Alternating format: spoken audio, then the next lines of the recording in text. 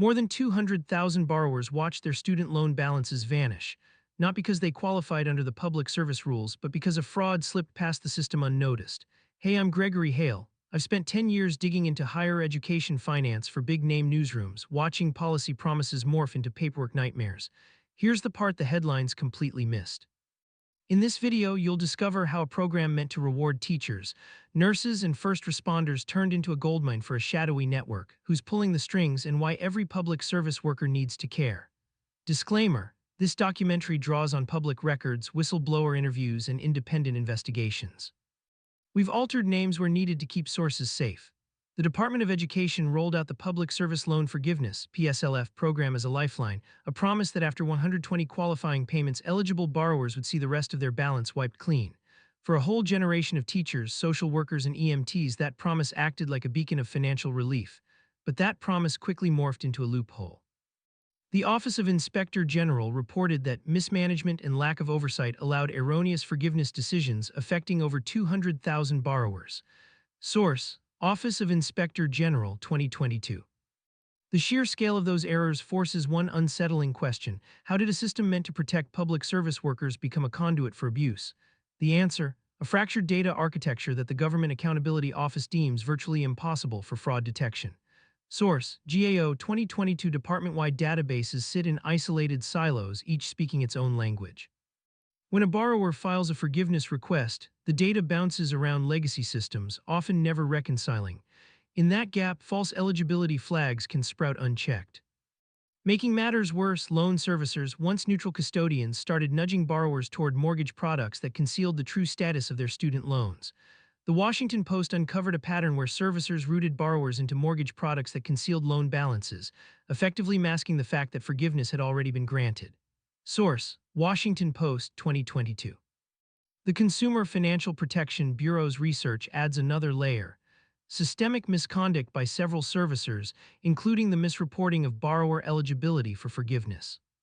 Source: CFPB 2021. In practice, that meant a borrower's payment history could be altered, making a false qualified status appear on official records. From there, a shadow network of mortgage brokers stepped onto the scene. ProPublica traced a web of brokers that used PSLF applications as a backdoor to funnel borrowers into high-interest home loans, profiting from the very forgiveness that should have freed them. Source: ProPublica 2022. The brokers benefited not from the loan forgiveness itself, but from the ancillary mortgage products that followed, a classic pump and dump of financial services. What makes this scheme especially insidious is how invisible it is. The fragmented data systems keep auditors from seeing the whole picture. The loan servicers' misreporting hides true eligibility, and the mortgage brokers hide behind the label financial counseling. For the average borrower, that means a clean slate on paper, but a lingering debt stuck inside a mortgage that now carries a higher rate. Picture a public service worker who, after 10 years of night shifts, finally sends in the final payment paperwork. Instead of a debt-free future, the system quietly redirects the forgiveness into a mortgage with a 6% APR, and the borrower never even notices. This mismanagement isn't just a bureaucratic glitch, it's a financial trap that siphons money from the very people the program was supposed to uplift. The stakes are both personal and national.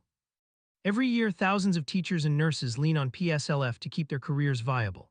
When that promise gets corrupted, it erodes trust in federal assistance and fuels a debt cycle that can push essential workers out of their fields. So who's actually profiting from this deception? Is it a handful of rogue loan servicers exploiting loopholes, a network of mortgage brokers cashing in on hidden fees, or a deeper systemic failure that rewards bureaucratic inertia? The answer will shape policy reforms, legal battles, and the future of public service employment. Stay with us as we peel back the layers, follow the money trail, and expose the actors behind the fraud that left over 200,000 borrowers in the dark. Because when a program meant to honor service turns into a profit conduit, the cost is measured not just in dollars, but in the lives of the teachers, nurses, and first responders who keep our society moving. Who's really benefiting from the broken promise of loan forgiveness? The investigation starts right now. Back in 2007, the government rolled out the Public Service Loan Forgiveness Program with one big idea: stick with a government or nonprofit gig for a decade, make every payment on time, and boom, your student debt vanishes. They sold it as a debt-free retirement for teachers, firefighters, and anyone else saving the world on a teacher's salary. Source: scoring forgiveness isn't as simple as waving a magic wand. Three hoops jump out first. Your boss has to show up on the Department of Education's approved list. Your loan has to be a direct loan or an older FFEL or Perkins loan that got rolled into one.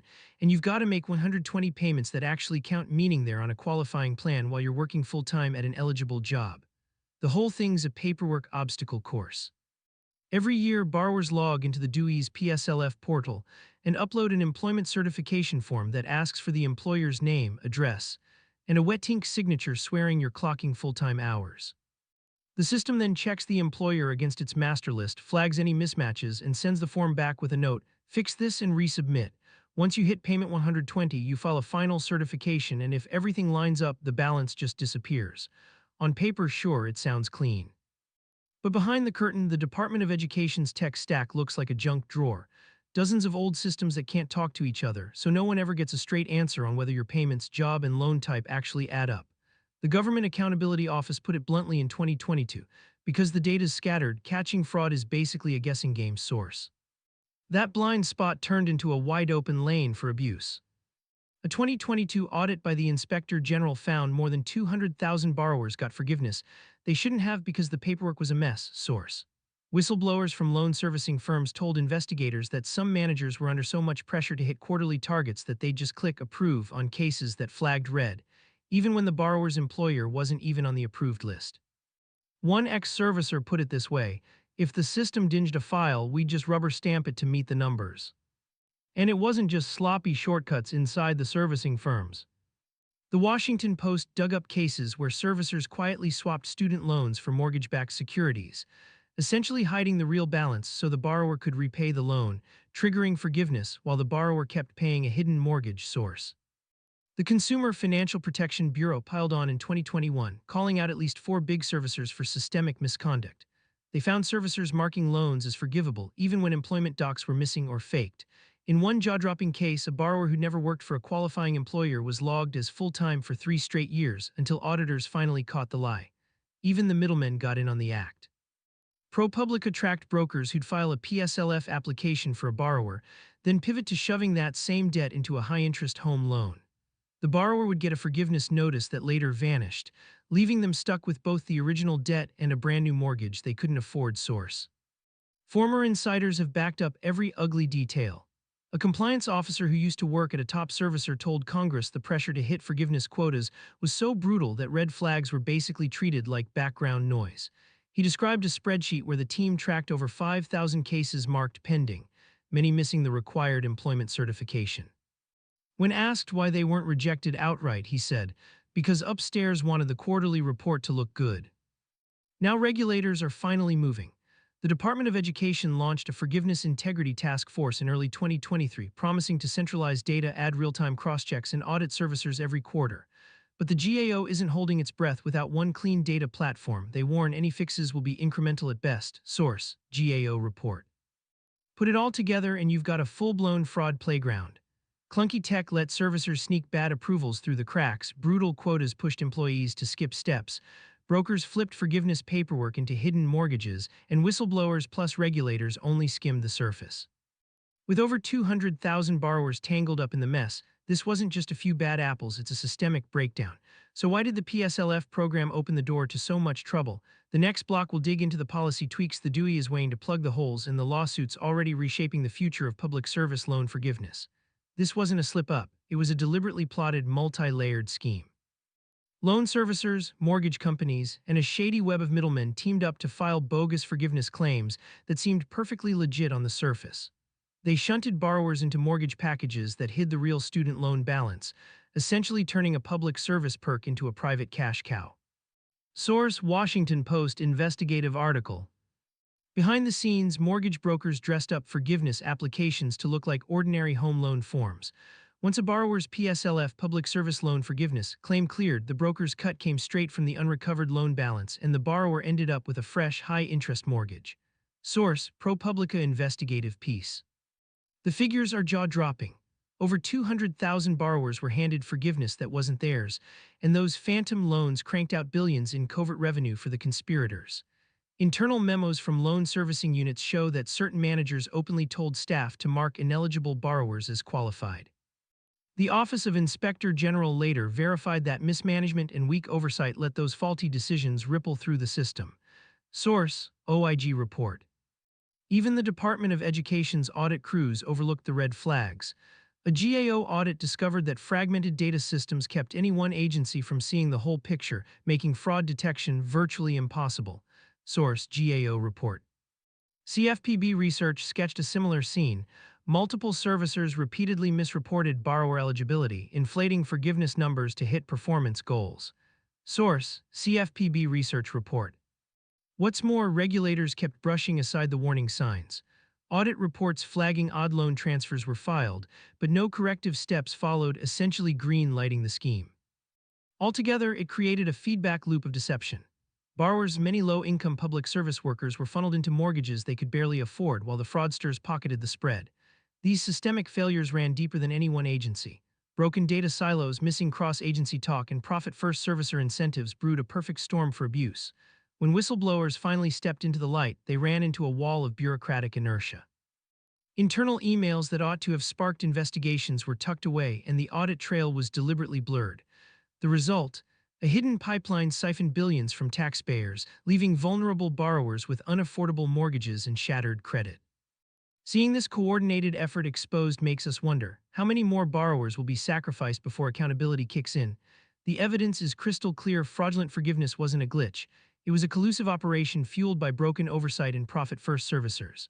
Only by confronting these systemic cracks can we halt the flow of illicit cash and shield the public service workers the program was meant to honor.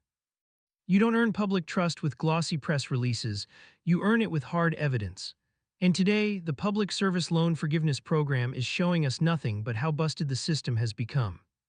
When more than 200,000 borrowers saw their loans wiped out thanks to mismanagement and oversight slip-ups, the signal was unmistakable.